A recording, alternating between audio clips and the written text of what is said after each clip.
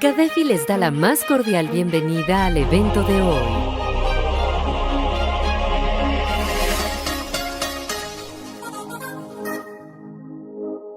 Comenzamos. ¿Qué tal? ¿Cómo están? Aquí para hacerles entrega esta ocasión de información de sumo interés, sobre todo por la cercanía que se tiene para cumplir con una próxima obligación que es la contenida en el artículo 27 del Código Fiscal de la Federación, derivada de la reforma de 2020, así como las reglas de resolución miscelánea sobre este aspecto en materia de la actualización o los avisos a la actualización del Registro Federal de Contribuyentes, tanto de personas físicas como morales, así como los integrantes de estas, como pueden ser los socios o accionistas. Quiero comentarles que este es un tema sumamente práctico, en lo cual pues daré los puntos medulares para que ustedes puedan seguirlo, sobre todo advirtiendo cuáles son los riesgos o las áreas de oportunidad que debemos tener en cuenta cuando hagamos este cumplimiento de obligaciones. Primero, como lo muestro aquí en mi lámina, haremos un recorrido acerca de estos tópicos, sobre todo en qué consiste esa actualización y los demás puntos. Empiezo con el primer rubro. Actualizar significa poner al tiempo lo que antes fue y ya no es. Actualizar es cuando la autoridad ya tiene conocimiento del contribuyente, tiene sus datos generales y este contribuyente, con el paso del tiempo o por alguna situación posterior, ha tenido la necesidad de cambiarla. Puede ser su domicilio fiscal, puede ser su actividad, puede ser su rol en cuanto a la forma en que se le tiene identificado. También puede suceder el caso de aquellos socios o accionistas o integrantes de personas morales que en algún momento se inscribieron al RFC cuando empezaba esta práctica de enrolarse a los sistemas de administración tributaria. Recordemos que el SAT propiamente nace en 1997 y es cuando se empiezan a automatizar ciertos procesos con la información y datos de los contribuyentes. Sin lugar a dudas, la reforma tecnológica y los avances que produce la informática, pues le ha permitido al SAT tener no solamente herramientas de fiscalización, sino también las de control que tienen que ver con la ubicación en los generales de las personas físicas y las personas morales o jurídicas. Recordemos que el patrimonio de las personas es un atributo de la personalidad, pero también lo es el domicilio, lo es la nacionalidad, lo es la edad y algunas otras cuestiones que el derecho recoge como atributos de la personalidad. Así que el domicilio no deja de ser algo importante para el fisco federal, puesto que es el mayor punto de partida cuando comienza a realizar actos de fiscalización contenidos principalmente en el intento ya de reformas de muchas veces, pero que está actual, del artículo 10 del Código Fiscal de la Federación, que regula qué se debe entender por domicilio fiscal. Y sobre este tema pudiera llevarme todavía un tiempo en estarles explicando toda la evolución de este artículo y los cambios que ha habido sobre ello. Sin embargo, me parece que es importante dejarles a ustedes la siguiente reflexión. Miren, el artículo 10 efectivamente señala qué se debe entender por domicilio fiscal para las personas morales y para las personas físicas. Sin embargo, queda claro que muchas veces en esos mitos que se van adquiriendo a través del tiempo, mitos de los contribuyentes, mitos que se va construyendo la gente que realmente no sabe pero que lo va formando, se ha dicho que el domicilio fiscal, el cambiarlo de un lugar a otro, te permitiría blindarte para que no fueras fiscalizable. Te permite estar fuera del foco de los reflectores de la autoridad. Y eso es un mito, porque realmente atendiendo al contenido actual de lo que es el artículo 10 del Código Fiscal, en tratándose de personas morales, yo les podría decir que se sorprenderán ustedes si volvieran a revisar, por favor, qué establece este artículo. Sobre todo cuando entendiéramos que en forma genérica, el domicilio fiscal de una persona moral no es el que haya manifestado ante el RFC o al que tenga como aviso en el portal o a través de su buzón tributario, sino aquel en el que se represente el mayor centro de actividad o el aspecto neurálgico de sus operaciones. Si el fisco, en este caso el Servicio de Administración Tributaria, tuviera que llegar al domicilio señalado en la calle Juárez, número 20, Colonia Centro de cualquier estado, y llegar a ese domicilio porque así lo manifestó el contribuyente y se percata de que ahí no es el domicilio o de que es un domicilio que es impropio para los fines que señaló la empresa o la persona física en su caso, cuando el domicilio fiscal no tenga cierta congruencia en realidad, obviamente habrá un reparo por parte del SAT y dirá, te tengo como ese domicilio como no apto para identificarte fiscalmente, o simplemente si hiciste un cambio tampoco lo voy a tener como tal, no tiene efectos jurídicos porque no cumple con la cuestión de razonabilidad, de certeza y con el principio de veracidad, que es lo que busca el SAT. De ahí que haya acciones para comprobar la existencia e idoneidad del domicilio fiscal en las funciones del contribuyente. Entonces, si yo señalé la calle de Juárez, número 20, Colonia Centro, en cualquier entidad federativa, y resulta que ahí nada más lo señalé porque es una oficina virtual, o porque ahí es una casa que me prestaron o una oficina, pero realmente el grueso de mis actividades o el centro principal de mi negocio está en otro domicilio, en una bodega o en otra parte, es claro que el domicilio fiscal no será el de Juárez 20, sino donde el fisco me encuentre operando principal y cotidianamente. Esto es muy importante tenerlo porque no solamente como un dato de identificación, es como el SAT nos va a poder estar solicitando este domicilio. Recuerden ustedes que en temas del artículo 69B del Código Fiscal de la Federación en operaciones inexistentes, resulta que no tener el domicilio fiscal actualizado o que se haya hecho el cambio respectivo, presume que las operaciones son suficientes para tenerlas por ese procedimiento del 69B. Así que el domicilio fiscal es algo muy importante, es vital que hoy en día el contribuyente lo tenga al día con el Servicio de Administración Tributaria. No basta tener el buzón tributario como una forma de comunicación, eso es una forma de entenderse entre el SAT y el contribuyente, pero en nada sustituye con la obligación formal de dar el aviso al RFC como se está ordenado en el artículo 27 del Código Fiscal de la Federación, que es el tema que nos ocupa. Así que dentro de mi LAMA, que la tienen ustedes proyectada, el primer rubro es la actualización del RFC, es para aquellas personas que ya se inscribieron, que ya fueron en algún momento dadas de alta ante el Servicio de Administración Tributaria, pero que en su momento a lo mejor no tenían la CURP, o que no tienen el domicilio correcto, y hayan pasado los años, les ha ido mejor y ya cambiaron de domicilio. Hoy lo que el SAT está diciendo es, dame esa información, por favor. La gente que no está inscrita en el RFC y que puedan ser socios de la empresa, tienes la obligación de avisarme, tienes la obligación de decirme cuáles son esos nuevos datos o cuál es la vigencia de estos. Si no lo haces, tendrás consecuencias que a lo largo de esto estaremos explicando. Así que particularmente la principal obligación que nace del 27 del Código Fiscal de la Federación con este tema que ocupará como obligación al 30 de junio de 2020 es actualizar la base de datos con los avisos al RFC y demás datos o inscribir a las personas que no lo estén y que tengan una actividad o una relación con nosotros, sean trabajadores, socios, accionistas o cualquier otra persona que por alguna situación jurídica pueda tener una vinculación. Y subrayo, cualquier persona jurídica. Se discute si, por ejemplo, las personas morales no contribuyentes, por no ser contribuyentes, deben tener estos avisos. Desde mi punto de vista, sí, porque lo que busca el SAT es conocer todas las personas físicas y morales que están involucradas en una actividad económica, en un negocio mercantil. Así que hay posturas que dicen que no, otras lo contrario.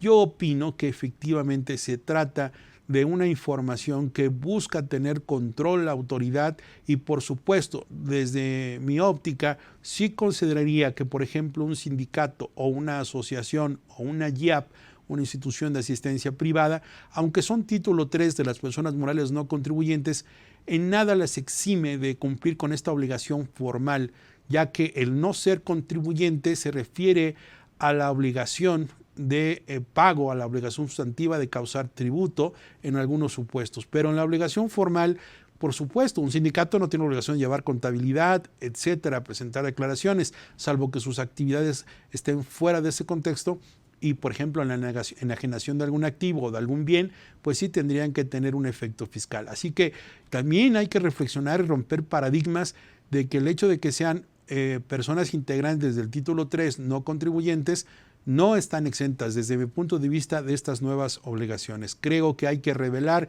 esta información y desde luego que es lógico. Imaginemos en un sindicato donde se tienen a trabajadores. Hoy en día sería ilógico pensar que un trabajador no tiene control con su patrón en lo que es el RFC y su CURP y su número de seguridad social.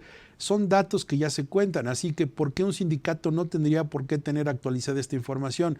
Un sindicato también puede fungir como patrón y tener respecto a sus trabajadores estas obligaciones. Así que hay que tener mucho cuidado en dónde sí y dónde no, tampoco caer en un absurdo de la semántica. Escuchaba yo, por ejemplo, en algunos foros donde el mismo SAT, ¿no?, dice, es obligación de los socios, socias y accionistas.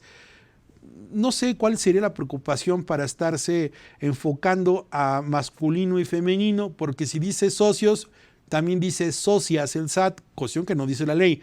Pero cuando dice accionistas, pues es como si dijera accionistas.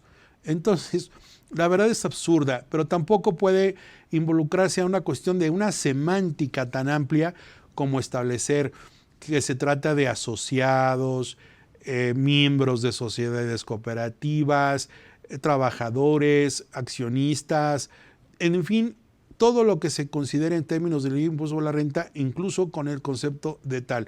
Pero mercantilmente es más grande el abanico de esta disposición porque queda claro que la intención de este artículo 27 en la nueva obligación para el 30 de junio de informar y actualizar la base de datos es conocer por parte de las personas físicas y morales quiénes son sus integrantes o con quién se relacionan y, por supuesto, informar de los registros federales de contribuyentes y de la CURP y demás datos que permitan su identificación en lo singular. Y bien, uno de los riesgos que yo considero que puede haber en este tema, que es más preocupante que tener la multa por no presentar la actualización, es sin duda la cancelación de los sellos digitales.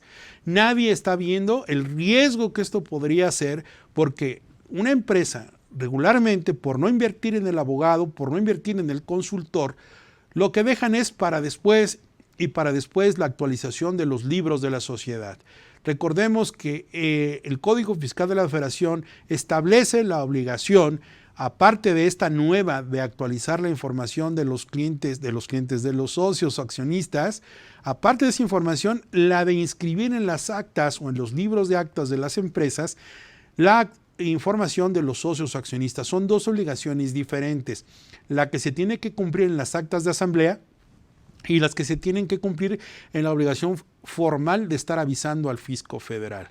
Así que desde mi punto de vista, si el riesgo mayor aquí son la cancelación de los sellos digitales, como enseguida les expondré el fundamento, lo cierto es que también hago aquí un paréntesis para estas empresas. Recordemos que por disposición legal es cierto que las personas morales debieron presentar su declaración anual respecto del ejercicio 2019 el pasado 31 de marzo y que las personas físicas, por la cuestión de la pandemia, se extendió del 30 de abril al 30 de junio el plazo para poder presentar su declaración anual del ejercicio 2019. Esto no es un tema de que coincida el 30 de junio como la fecha en que las personas físicas tienen esta prórroga para presentar. Nada que ver. También hay un mito ahí medio extraño en las redes sociales donde se dice que porque es un efecto de la pandemia haber postergado y que por eso coincidió que el 30 de junio, no. Esa es una mentira, ese es un cuento de la gente que inventa, valga la expresión. Así que por favor no confundan. Si una persona moral presentó su declaración anual el 31 de marzo del 2020 con relación al ejercicio 2019, su declaración anual, es claro que ya tuvo su obligación por cumplida el SAT, ya presentó su declaración, ya pagó o lo que haya hecho, pero ya está informado el Servicio de Administración Tributaria. Sin embargo, las personas físicas también tendrán que hacer lo suyo. Mi recomendación, por lo que digo esta explicación, estamos a tiempo de aprovechar que también mercantilmente, en términos de las disposiciones de la Ley de Sociedades Mercantiles, las disposiciones del Código de Comercio, las disposiciones fiscales acordes, establecen que las personas morales deberán aprobar dentro de los 4 meses siguientes, ¿verdad?, a que acontece el término del ejercicio fiscal, deberán aprobar la situación financiera, los estados de resultados del ejercicio pasado. Así que las personas, en este caso, las personas morales que ya presentaron la declaración anual, están a tiempo para poder hacer un acta de asamblea en la que se haga la aprobación de esos estados de resultados y aprovechen que dentro del orden del día de esas actas de asamblea actualicen la información, hagan algunos cambios en la estructura accionaria, en los datos de los socios o accionistas o de los miembros de la persona moral de que se trate. Este documento podría aprovecharse para cumplir 2 obligaciones en uno, la que tienen mercantilmente respecto a la citada aprobación de estados de resultados y por otra parte la fiscal que deriva del artículo 27 del apartado B que vamos a ver enseguida. Ese sería lo oportuno. Y es que en México todavía no existe la cultura de que los empresarios deben tener actualizada su situación corporativa. Libros de actas, libros de accionistas, de tener todos los controles en enajenación, que se expidan los títulos respectivos, las acciones que estén realmente nominativas y expedidas, que tengan todo en una cuestión regular, parte incluso del control interno, en la que se debe tener muy en cuenta que las disposiciones, incluso penales, que hoy sancionan conductas de negligencia por parte de contribuyentes, comienzan por no tener el afán de cumplimiento de estas disposiciones que fiscal y comercialmente se les obliga. Por eso es importante y han surgido diferentes puntos como los compliance, el llamado compliance penal, el compliance fiscal, el compliance mercantil, compliance corporativo.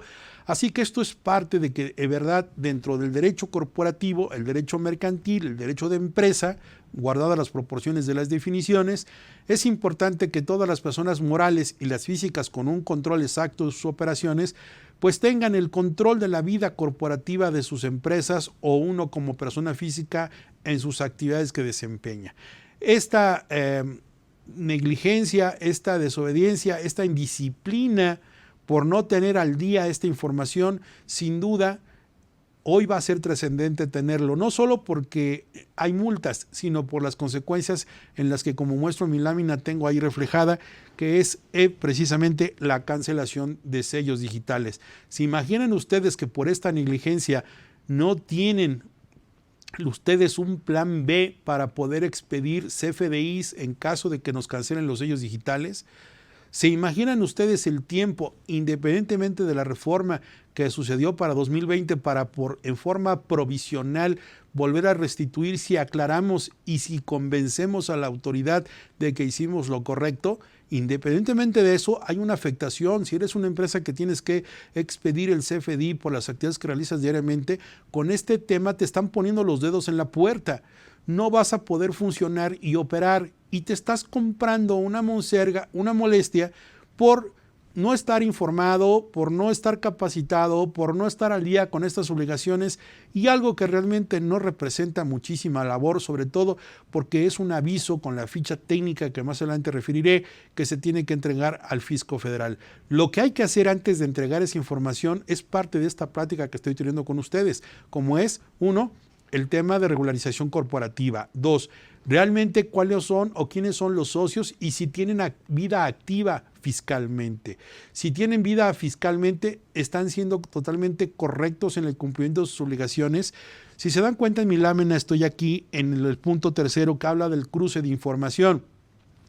El cruce de información, con base en el artículo 63 del Código Fiscal de la Federación, permitirá sin lugar a dudas a la autoridad tener este enlace de datos para efectos de poder establecer cuáles son los comportamientos que tiene informados el contribuyente ante diferentes instituciones o sectores privados inclusive. Así que imaginen ustedes tener de cierta forma una información que vamos a hacer llegar al SAT y esta información pues cruzará con otra base de datos como pueden ser en los avisos de prevención del lavado de dinero, con el cruce de información que se tenga particularmente con las declaraciones anuales o las declaraciones u obligaciones que está presentando la persona física.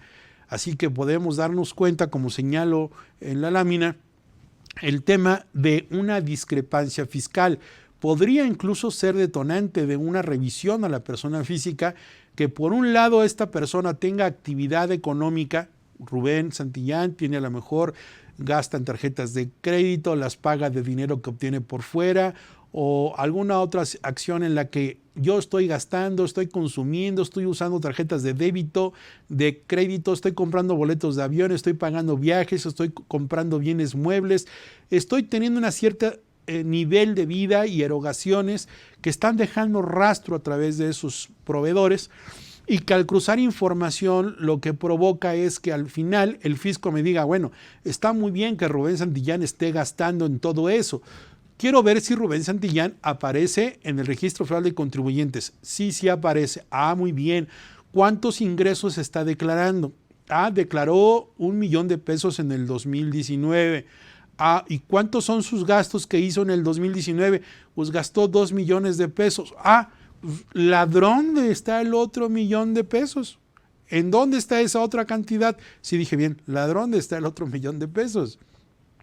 Es claro que entonces el fisco, el SAT, le dirá a Rubén Santillán, a ver, Rubén, tú me declaraste 1 millón de pesos.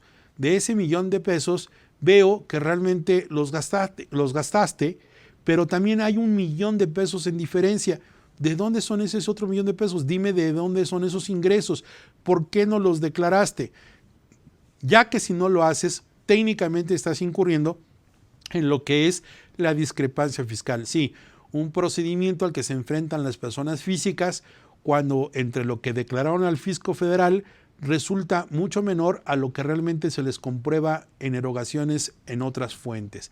Así que también este aviso o actualización al RFC busca, con ese cruce de información, tener procedimientos que los sistemas y los algoritmos informáticos del SAT puedan detectar para poder arrojar una evaluación y seguimiento y estudio del comportamiento fiscal tanto de las personas morales y las personas físicas.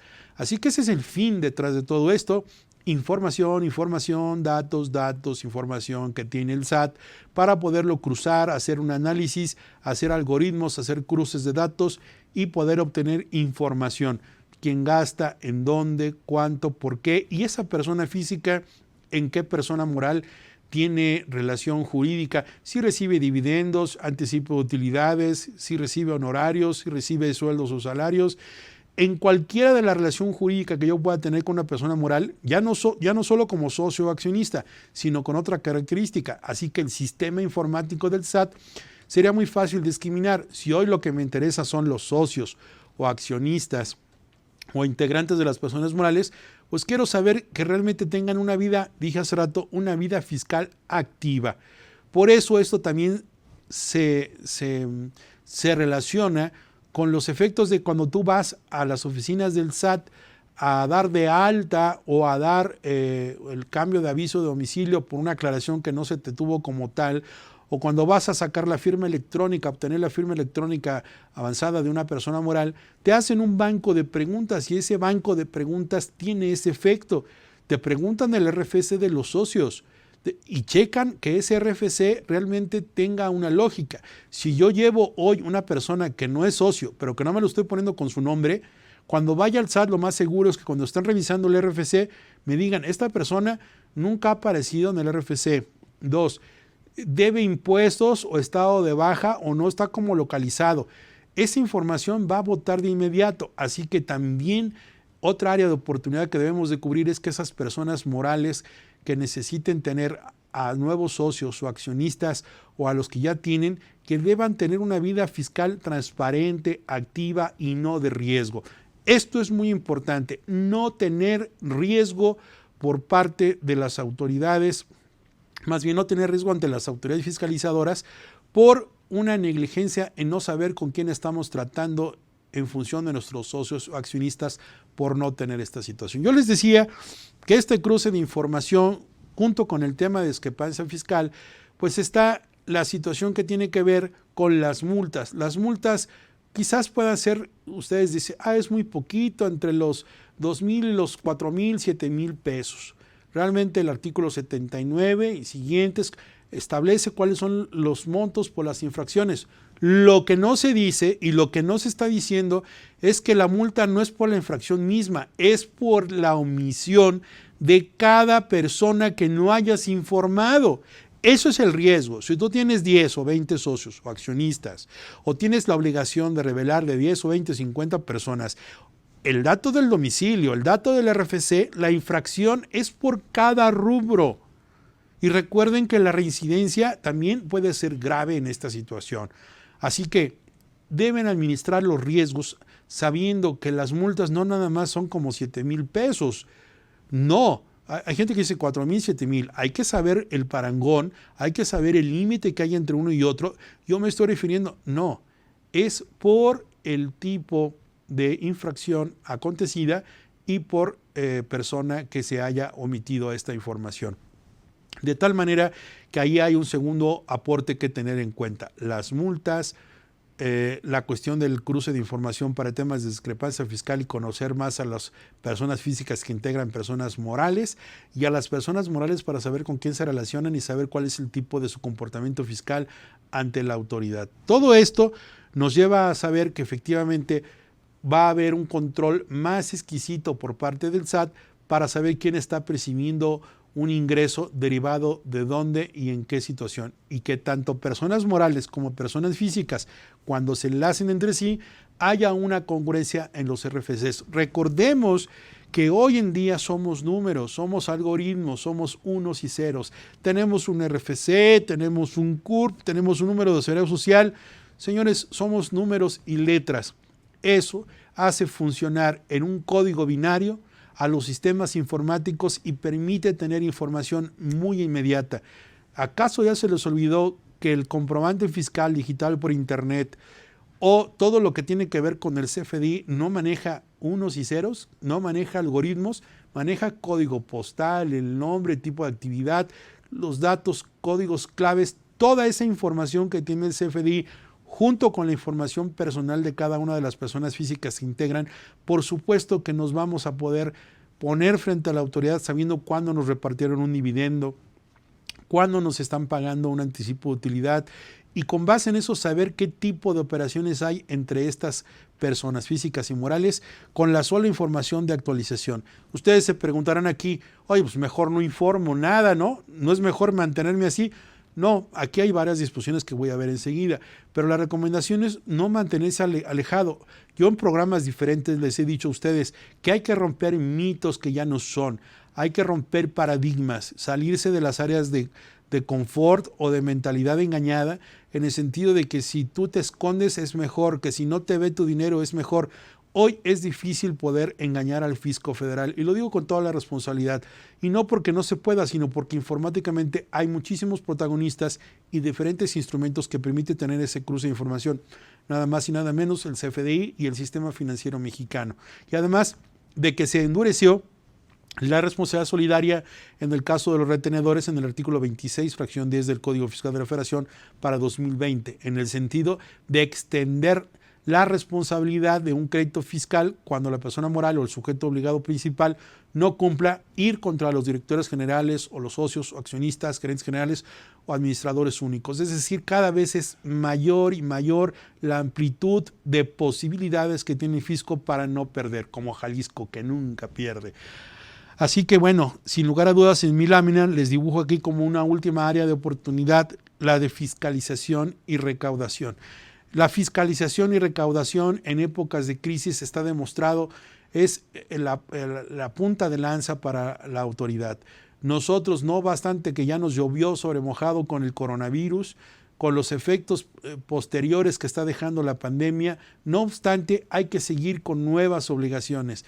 No basta las suficientes que están imponiendo para los controles de regresos sanitarios. No basta con todas las erogaciones que se tienen que hacer para comprar tapetes, sanitizantes, geles, mascarillas, preparar, acondicionar el lugar de trabajo. No basta con eso, y todavía este tipo de obligaciones más y más y más, que la verdad el empresario, lo compadezco, es totalmente avasallador la postura del gobierno sobre este cúmulo y sin ningún apoyo para diferir su cumplimiento. Entiendo que lo sanitario es apremiante, pero este tipo de obligaciones, como si tuviéramos todo el tiempo del mundo, como si tuviéramos todo el dinero para estar pagando consultorías o asesorías a los contadores públicos, como si tuviéramos el tiempo y el espacio para que la gente, se les olvidó que todavía la actividad de la consultoría en el tema de contaduría y derecho no los consideraron nunca como actividades esenciales, se les olvidó que todavía estamos en asueto, se les olvidó que todavía hubo muchísimo tiempo de confinamiento. No hay una cuestión de conmiseración por parte de las autoridades. Por el contrario, son totalmente indolentes a esta postura y nos lleva a tener esta consecuencia. ¿Cuál? La de la fiscalización que redunda en la recaudación. Esta información servirá, como les dije, con el artículo 63 para poder fiscalizar severamente. Y bien, aquí quiero dejarles como fundamentos en esta lámina para que tengamos claro de qué estoy hablando. Ya les di el panorama general y a lo que me he referido con esas obligaciones es particularmente a la regla 2.419 que ustedes pueden ver en su pantalla, sobre todo cuando nos dice que esta nueva obligación de presentar el aviso al RFC, en el que se debe decir claramente el nombre y la clave que se tenga del Registro Federal de Contribuyentes, de los socios o accionistas, pero aquí es importante, dice, cada vez que se realice una modificación o incorporación. Nos da a entender que esto tendría que ser posterior, que si hoy no tengo ningún cambio o no lo he tenido, pues no tendría por qué hacerlo desde mi punto de vista, pero habría que revisar si la información que yo comenté al inicio de esta charla ya fue dada a conocer a la autoridad. Estoy seguro que hay empresas que se constituyeron y nunca tienen en libros el RFC o no tienen esta información actualizada. Creo que sería oportuno a través del acta de asamblea que les comenté que aprovecharan en la aprobación de estado de resultados para poder hacerlo. Así que esta regla de resolución miscelánea, que por cierto debo decir, hay que romper ese otro mito en el que nada más si debe imponer derechos y no obligaciones, eso ya es un mito pasado. Sabemos que jurídica y jurisprudencialmente la resolución miscelánea fiscal está contenida de obligaciones y derechos, así que no se puede discutir que si aquí nos están ampliando o nos están haciendo una cosa diversa. Tendríamos que actualizar la información tomando todas las precauciones que vengo mencionando. Y bien, esta resolución miscelánea dice en este dispositivo que se le hizo una modificación e incorporación conforme a la ficha de trámite 295 que corresponde a las fichas del Código Fiscal de la Federación, que se llama Aviso de Actualización de Socios o Accionistas. Este formato se puede descargar en la página www.sat.gov.mx. Es muy digerible, entran a la página, sugiero que regularmente la busquen, la vean y entren para descargar esta ficha técnica. Pueden poner en el buscador para no navegar tanto la ficha 295 y se desplegará en su pantalla sin ningún problema la descarga de este formato que viene publicada en el anexo 1A de la resolución miscelánea al que se refiere esta obligación. Ahí sería parte, y digo para no cansarlo, sería todavía un tema más el decirles cómo llenarla. Eso será como un taller de los avisos. Ya no hay tiempo para estarlo haciendo. Ahora lo que tenemos que hacer es dejarles estas reflexiones para que lo puedan hacer. Pero la información y datos que se contienen hay que tener cierta malicia para saber cómo se responden. Hay que tener esa información clara y los invito a que la revisen, la ficha 295. Quizás, si ustedes lo requieren, podemos hacer una cápsula posterior o un evento en el que podamos establecer el llenado de esta forma con algunas críticas a mi estilo de precaución y administración de riesgos. También como fundamento puedo tener claramente que se desprende de esta resolución, pero deviene del artículo 27 del Código Fiscal de la Federación. No pierdan de vista, los fundamentos son el artículo 27 y el artículo 27 dice que se deberá cumplir con base precisamente en las disposiciones de carácter general que se emitan al respecto. Pues el legislador, en este caso el Ejecutivo, dictó esas reglas de carácter general, que son las que estamos analizando en las reglas de resolución miscelánea que ya cité ahí en su pantalla, y son las que vamos a cumplir. Aunque también el artículo 46 de esa resolución miscelánea, que es el transitorio, establece una dispensa o un beneficio a los sujetos obligados. ¿Cuáles? De que por única ocasión puedan enviar esta información y que ya no lo vuelvan a hacer hasta en tanto vuelvan a cambiar o vuelvan a incorporar nuevos socios o accionistas con los requisitos originales del artículo 27. Pues bien, ahí están esos fundamentos para que ustedes puedan tomar nota y decirles que aquí está el fundamento del mayor riesgo, del escenario más negro, por eso puse la lámina así, en negro, al que se pueden estar enfrentando. Yo no quisiera algún día cerrar los ojos y ver en negro, sino en blanco, por no tener a tiempo el cumplimiento de esta obligación. Si no cumplen, si no actualizan, si no tienen con esta y otra obligación, cuidado, la consecuencia ahí está muy clara al leerla en la pantalla. Fíjense, dice el recién artículo 17H bis, tratándose de certificados de sello digital para la expedición de los FDIs, previo a que se dejen sin efectos, recordemos que una de las reformas para 2020 fue darle así como oportunidad al contribuyente que se está portando mal y decirle, a ver, antes de que te vaya yo a cancelar los sellos, quiero que me digas qué está pasando, por qué lo estás haciendo. No como antes sucedía, que llegaban y te tronaban los dedos en la puerta, ni siquiera te avisaban. Hoy cuando menos tienen el favor, nos hacen el favor de decirnos, hey, te voy a venir a jalar las patillas, te voy a venir a revisar, te voy a hacer esto si no cumples. Esta cuestión previa creo que da un respiro a los contribuyentes. Recientemente, el día de ayer, en la semana pasada, el Servicio de Administración Tributaria adoptó un criterio o lo compartió un criterio de Prodecon en el que dice que tiene razón. La cancelación de sellos digitales amerita ser con previo aviso antes de que esto suceda. Pues claro, porque imagínense que un contribuyente tiene obligaciones que cumplir en la expedición de facturas o la expedición de CFDIs pues, con sus clientes y de repente no lo puede hacer porque tiene la cancelación de los sellos. Por eso es importante que las empresas tengan un plan de cumplimiento, una vigilancia estrecha de sus controles internos para que esto pueda suceder.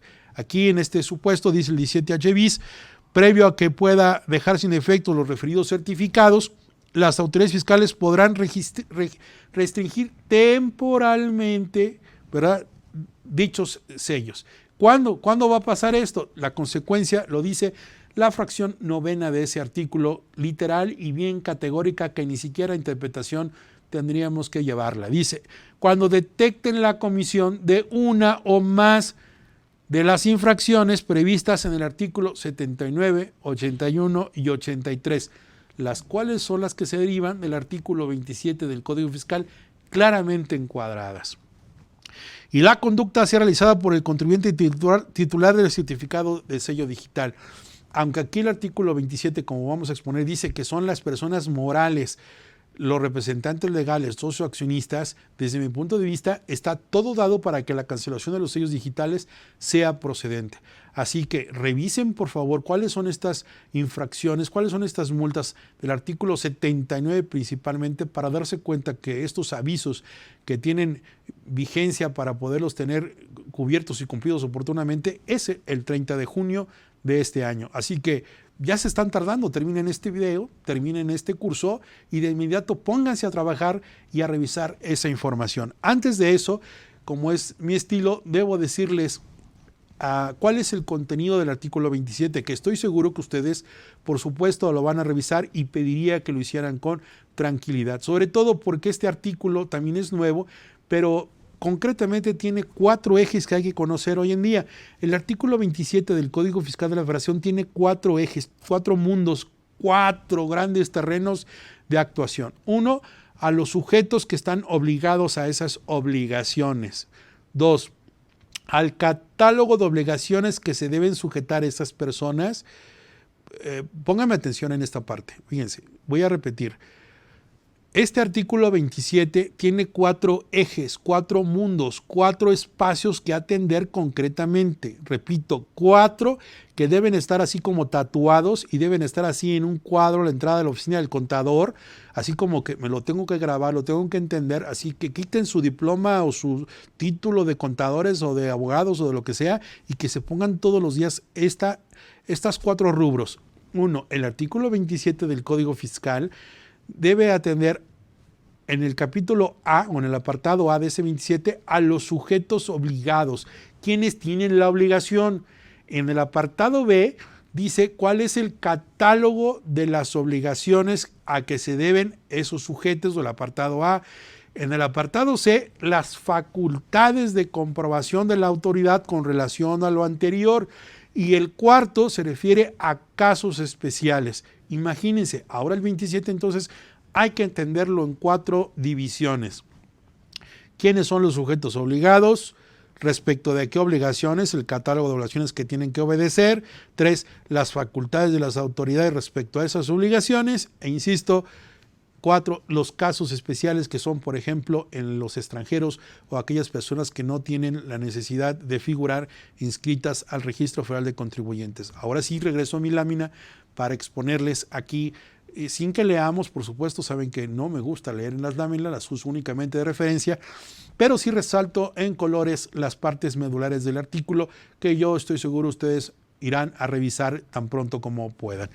Y dice el artículo 27, en materia del Registro Federal de Contribuyentes, o sea, nada más en el tema de RFC, no en otro, se estará lo siguiente, les dije que es el apartado A, sujetos y obligaciones específicas, es decir, nos dice quién o quiénes deben cumplir y respecto a esos quién o quiénes, qué tarea les va a asignar el legislador, en este caso la exigencia que se pide de sus sujetos. Y dice, bueno, de entrada, pues las personas físicas y morales están obligadas a dar cumplimiento. Al decir las personas físicas y morales, está diciendo a todos los que son el universo de contribuyentes. No me pierdan, sigamos así como estamos en la pantalla. Fíjense, dice que den cumplimiento a las fracciones 1 y 2, 3 y 4 del apartado B, que vamos a ver enseguida de este Código Fiscal. Esas obligaciones son las que nos están ocupando el día de hoy. Continúan algunas situaciones y dice el párrafo que está en verde, aquí en donde está mi cursor ahora, dice, tratándose de personas físicas y personas morales que hayan abierto una cuenta a su nombre. También nos está aclarando la situación, ¿quién? Toda la persona física o moral que abra una cuenta bancaria tiene la obligación de tener esa obligación de inscribirse al RFC. Recordemos que a lo mejor hay personas que tienen cuenta en el banco, pero no tienen un RFC. El banco les asignó uno, pero no es el que necesariamente se está utilizando. Recientemente se le ha autorizado, está ya legal que un menor de 15 años pueda abrir una cuenta bancaria. Aquí habría que preguntarse si ese menor, siendo menor de edad, tiene la obligación de inscribirse o depende del tutor. Yo recuerdo hace algunos años haber abierto unas cuentas bancarias a nombre de mi hijo y yo era por supuesto el responsable. Mientras tanto la cuenta bancaria se utilizó por él y sin embargo pues sigue por ahí alguna de ahorro con algunas ventajas de movimientos que se hicieron. Pero mi hijo no es el contribuyente, es menor de edad. Aquí la autoridad falta aclarar en esos supuestos, en los de 15 años, con las indicaciones del banco, cuáles son esos lineamientos o restricciones para poder, incluso en cuestiones de lavado de dinero, transparentar esta información. Y bueno, más adelante, en mi lámina, en el apartado A, en la fracción segunda, dice que también son sujetos obligados las personas morales que estén además con la obligación de la fracción 5 y 6 del apartado B, ya con ansias de saber a qué se refiere ese apartado, es como vamos a pasar enseguida, no sin antes decirles que esta fracción tercera del apartado A dice que los representantes legales, socios y accionistas de personas morales están obligados a dar cumplimiento a las fracciones 1, 2 y 3 y 4 del apartado B. Aquí quisiera referirme muy particular, muy concretamente. Fíjense lo que dice esas fracciones. Los representantes legales, socios y accionistas de personas morales. Si estamos hablando de representante legal, no estamos hablando de una persona. Lo que quiere decir esta disposición es el alcance que se tiene del órgano de administración o de representación legal de una sociedad, de una persona moral. Puede ser el administrador único o bien los integrantes del consejo de administración o el consejo de gerentes en tratándose de otro tipo de sociedades como las de responsabilidad limitada. Así que aquí es importante establecer que no está hablando del apoderado legal, no es el apoderado legal, es del representante legal o dicho de otra forma de la persona o personas que detenten la representación legal de la sociedad. Luego aclara socios y accionistas, pero también socio y accionista. En esta distinción podría pensarse, bueno, pues nada más son esos tres sujetos, no hay nadie más. Si no está ahí listado, no. Creo que hay que también ser armónicos en la interpretación y ya les dije que el fin de esta disposición es ser amplios. Se refiere a socios para aquellas personas integrantes de personas morales, pero que son parte de una sociedad de personas, no de capitales. Así que los miembros de sociedades cooperativas quedan involucrados, los de una sociedad civil quedan involucrados, los de una sociedad de producción rural quedan involucrados. Desde mi punto de vista, inclusive no son socios los integrantes de un sindicato, sino son agremiados o miembros, pero adquirirían tal calidad desde mi punto de vista, con la aclaración que hice de que aunque son personas morales no contribuyentes del título 3, en la obligación formal creo que quedarían comprendidas, salvo que la autoridad aclare otra cosa en contrario. Y bueno, los accionistas, por oposición a los socios, son aquellas personas que detentan la representación de la aportación de un capital, pero en dinero o en capital valuable y distinto al trabajo o a la persona. Por antonomasia, por excelencia, por excepción, las personas morales, por ejemplo, una sociedad anónima o cualquier otra mercantil, a excepción de las cooperativas, pues se consideraría que son sociedades también de capitales. No así, por ejemplo, la sociedad de nombre colectivo, la comandita por acciones, la sociedad cooperativa, que son sociedades que atienden más a la cuestión de personas que a la de capitales. Así que en concreto diríamos, por antonomasia o por discriminación total, las personas accionistas son las que están en empresas o sociedades que representan el capital, sus aportaciones. Una sociedad anónima de capital variable o una SA a secas sería una sociedad de capitales y sus integrantes son accionistas. No socios, porque el término técnicamente está referido al quien ya indiqué, a quien no detenta el capital, sino a la calidad de persona. Por eso creo que es muy extensivo y no tendríamos que ser tan restrictivos. Jugar a esta apuesta de la semántica y que ahí no dice y que dice claramente, realmente es una ruleta rusa con 6 tiros puestos. Yo no apostaría a ese tema porque realmente es delicado, más hoy en día en que lo que no quiero es tener a la autoridad frente a mí, no quiero estar en los reflectores de la fiscalización. Y bien, para no ser tan contendiente en esta parte, les dejo aquí esta impresión de la pantalla, vean, donde dice cuál es ese catálogo general de obligaciones, es decir, el apartado B. Se dan cuenta que les dije que era el apartado A, que eran los sujetos y obligaciones específicas.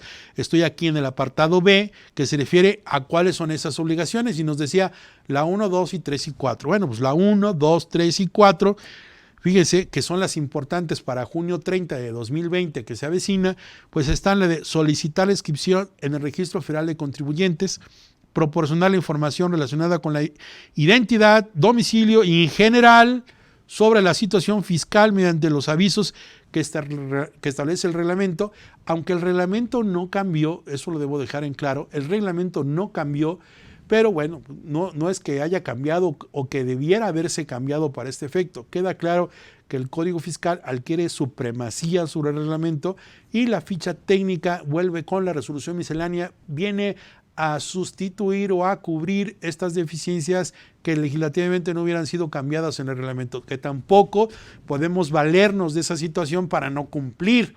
Entonces, aquí esta fracción segunda es clara que hay que dar datos generales conforme a la ficha técnica, que ahí es la información, no se pierdan. Ustedes me podrían preguntar a esas alturas, bueno, Rubén, ¿y qué es la información que tengo que dar? Particularmente que la de la ficha del 295, esa es la información que hay que llenar y a través del mismo buzón tributario del portal subirlo a las solicitudes que se tienen o avisos que se tienen al RFC por parte del buzón tributario. Eso es todo lo que se tiene que hacer, dar esa información actualizada. Es muy sencillo, pero hay que revisar, insisto, la información que se está dando y por supuesto no confundir con la fracción quinta que pueden ustedes seguir leyendo en esta lámina, que dice la fracción quinta del artículo 27 en el apartado B: anotar en el libro de socios y accionistas la clave del RFC de cada socio y accionista en cada acta de asamblea, la clave de los socios accionistas que concurran a la misma. Esa obligación de la fracción quinta no la confundan, no tiene nada que ver con las fracciones 1, 2, 3 y 4 que vengo mencionando. Me quedé en la fracción 2, la fracción tercera se refiere a manifestar en el RFC el domicilio fiscal. Tengan cuidado, ya lo dije al inicio de la cápsula, tengan cuidado, sobre todo porque eso del tema de los de los domicilios virtuales y de las oficinas virtuales, pues también no ha sido bien visto por la autoridad y ya saben que hay un programa de fiscalización para comprobar la identidad. Me viene el caso de una persona moral que tiene por actividad preponderante la fabricación y resulta que ya no se dedica a la fabricación, que ahora se dedica a la comercialización o distribución, y resultaría que si van a su domicilio y es un domicilio de 4x4 o 5x5, pues ahí sería ilógico entender que ahí tiene trailers o camiones o tiene mercancía o tiene toda una infraestructura para operar. Pero si es una empresa de servicios o nada más de donde está operando corporativamente, pues es claro que el domicilio en esas proporciones puede ser aceptado. Hasta ahí es donde comienzan estos tips que les estoy diciendo claramente.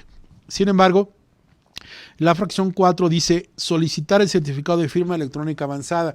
También les puedo decir que en lo que se refiere a la página del SAT hay una liga que se puede acceder para que ustedes puedan obtener esta identificación. Le llaman el ID o la forma de obtener esta firma electrónica desde casa con algunos parámetros y parangones. Realmente hoy está muy amigable desde mi punto de vista en este tema. En lo que se refiere a esta información, me parece que es muy amigable la información que se tiene en la página del SAT.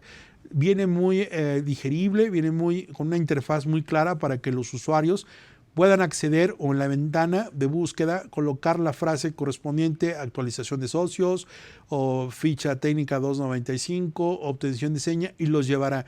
Realmente no lo hago aquí en transmisión por el tiempo que llevaría, pero es bastante entendible el poderlo hacer de esta manera.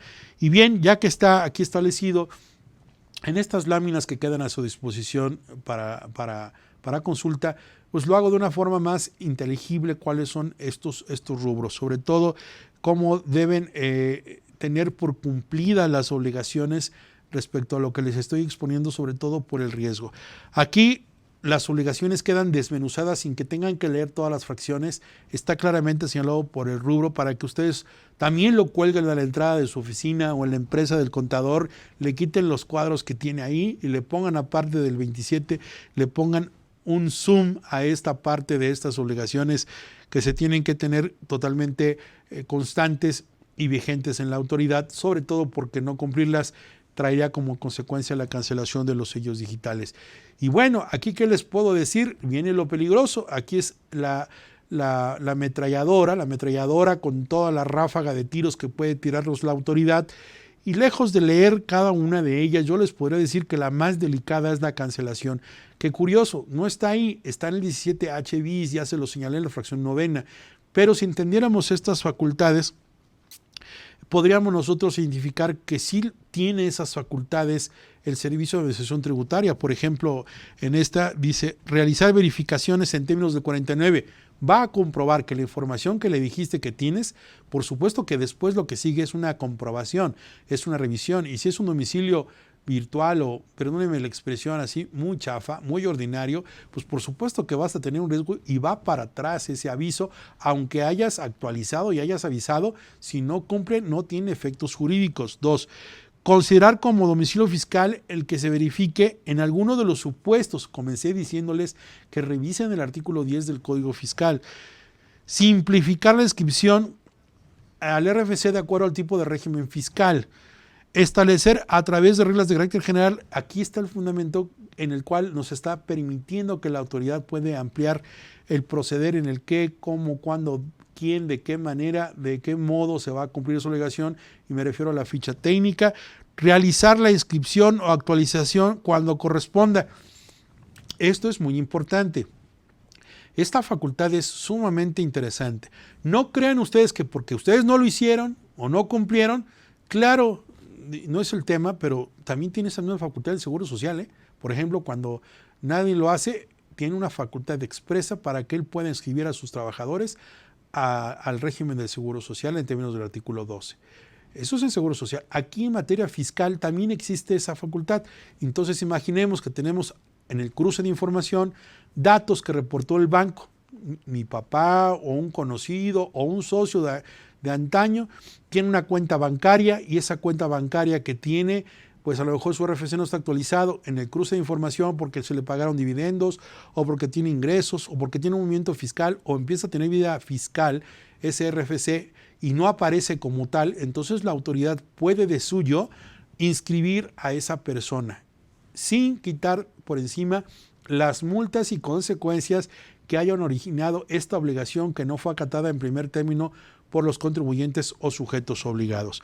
Corregir los datos del RFC con base en las evidencias que recabe, incluyendo aquellas proporcionadas por terceros. Puede ser que a lo mejor algún día me hicieron un RFC y lo bajaron aleatoriamente y la homoclave corresponde a una que actualmente no es. Y es el caso, bueno, digo, está este video, no tengo ninguna cuestión. Yo tenía mi RFC y tenía una homoclave totalmente distinta. Cuando actualizo mis datos fiscales, cuando voy al SAT, obtengo mi firma electrónica, cuando me doy de alta en un régimen especial, sucede que cambia mi homoclave. Así que personas que me estaban pagando, haciendo pagos o que me relacionaban con ese RFC, con esa homoclave, se dieron cuenta que yo ya tenía otra o que aparecía con 3 o 4 en el RFC.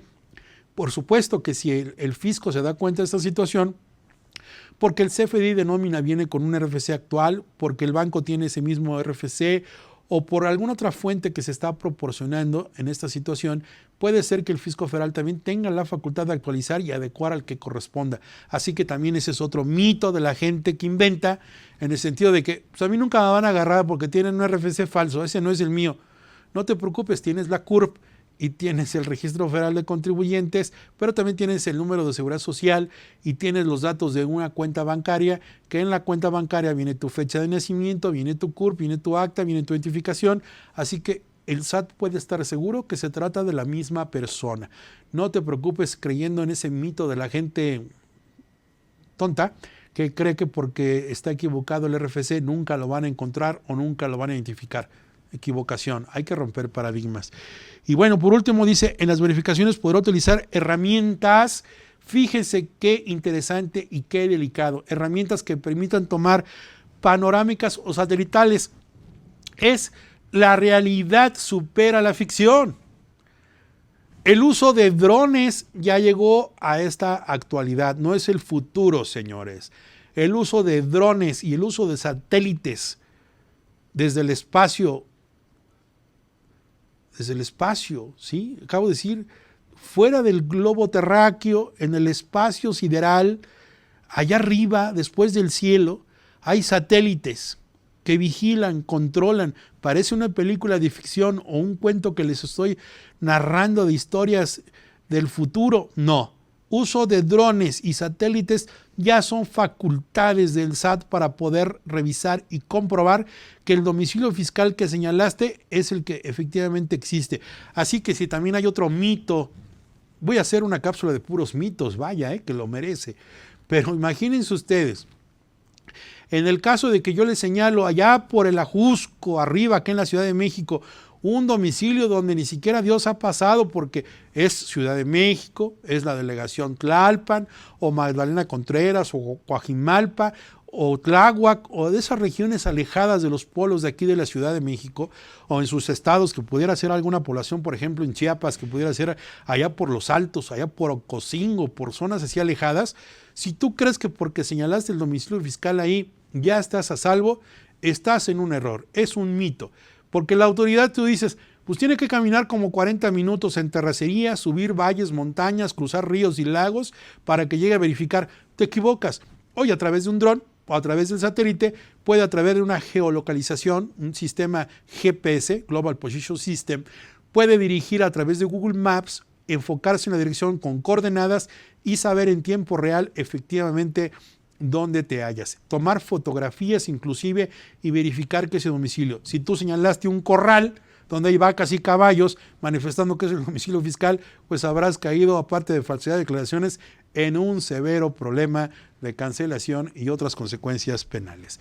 De mi parte quiero agradecerte mucho. La conclusión a la que puedo arribar es únicamente decirte que actualices la información, que tengas la cautela de saber qué es lo que vas a informar y sobre todo, tener veracidad y alcances, porque si no tienes un plan B en la cancelación de los sellos digitales, tendrás un gran problema. Como problema hoy en día es no cumplir con obligaciones que se cruzan entre varias bases de datos. Bueno, hasta la próxima. Muchísimas gracias. Que estés bien. Hasta luego. Cadefi agradece su preferencia. Lo esperamos en nuestro próximo evento. ¡Hasta pronto!